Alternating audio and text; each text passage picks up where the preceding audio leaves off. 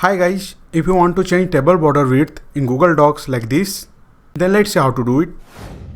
If you have any Google Docs table like this and you want to change the table border width, for that, first of all select the table and then click on this three dot icon and then click on border width option here. And from here, select whatever table border thickness you want. Let's say I want to select this size, so I'll simply click on it and you can see the table border width has changed.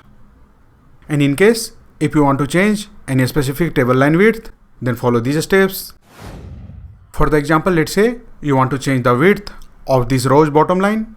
So to change the width of this line, first of all select this row, select it and then click on this icon.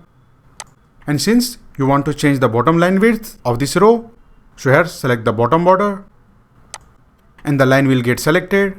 Now to change the width, simply click on this border width option.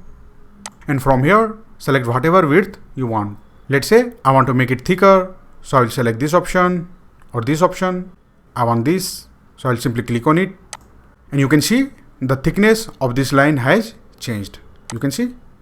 Similarly, let's say you want to change the width of this vertical line.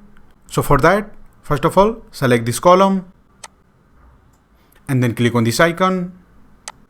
And since you want to change the width of this vertical line, which is located left side of this column, so here select the left side border and the vertical line will get selected.